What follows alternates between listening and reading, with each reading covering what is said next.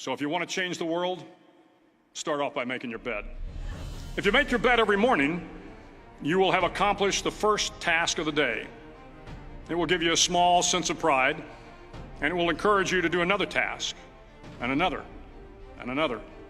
And by the end of the day, that one task completed will have turned into many tasks completed. Making your bed will also reinforce the fact that the little things in life matter.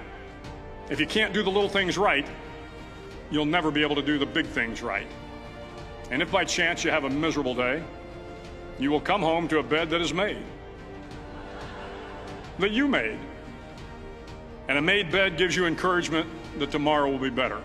To pass SEAL training, there are a series of long swims that must be completed. One is the night swim.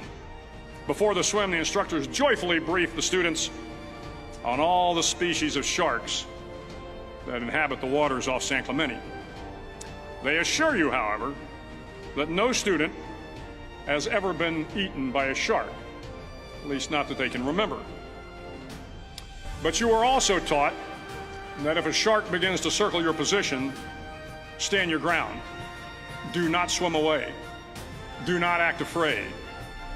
And if the shark, hungry for a midnight snack, darts towards you, then summons up all your strength and punch him in the snout, and he will turn and swim away. There are a lot of sharks in the world. If you hope to complete the swim, you will have to deal with them. So if you want to change the world, don't back down from the sharks. Over a few weeks of difficult training, my SEAL class, which started with 150 men, was down to just 42. There were now 6 boat crews of 7 men each. I was in the boat with the tall guys, but the best boat crew we had was made up of the little guys, the Munchkin crew, we called them. No one was over 5'5". The Munchkin boat crew had 1 American Indian, 1 African American, 1 Polish American, 1 Greek American, 1 Italian American, and 2 tough kids from the Midwest. They out-paddled, outran, and outswam all the other boat crews. The big men in the other boat crews would always make good-natured fun of the tiny little flippers the Munchkins put on their tiny little feet prior to every swim.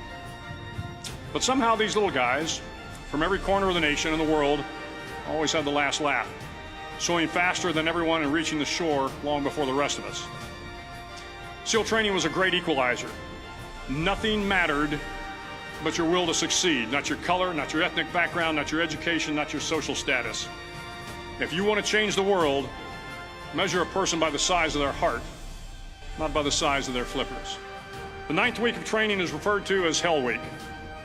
It is 6 days of no sleep, constant physical and mental harassment, and 1 special day at the Mud Flats. The Mud Flats are an area between San Diego and Tijuana where the water runs off and creates the Tijuana Sloughs, a swampy patch of terrain where the mud will engulf you. It is on Wednesday of Hell Week that you paddle down to the Mud Flats and spend the next 15 hours trying to survive this freezing cold, the howling wind, and the incessant pressure to quit from the instructors. As the sun began to set that Wednesday evening, my training class, having committed some egregious infraction of the rules, was ordered into the mud. The mud consumed each man till there was nothing visible but our heads. The instructors told us we could leave the mud if only 5 men would quit. Only 5 men, just 5 men, and we could get out of the oppressive cold. Looking around the mud flat, it was apparent that some students were about to give up. It was still over 8 hours till the sun came up. 8 more hours of bone-chilling cold. The chattering teeth and the shivering moans of the trainees were so loud, it was hard to hear anything. And then one voice began to echo through the night. One voice raised in song. The song was terribly out of tune, but sung with great enthusiasm. One voice became 2, and 2 became 3, and before long, everyone in the class was singing. The instructors threatened us with more time in the mud if we kept up the singing, but the singing persisted, and somehow the mud seemed a little warmer, and the wind a little tamer, and the dawn not so far away. If I have learned anything in my time traveling the world, it is the power of hope, the power of one person, a Washington, a Lincoln, King, Mandela, and even a young girl from Pakistan, Malala. One person can change the world by giving people hope. So if you want to change the world, start each day with a task completed. Find someone to help you through life. Respect everyone. Know that life is not fair and that you will fail often.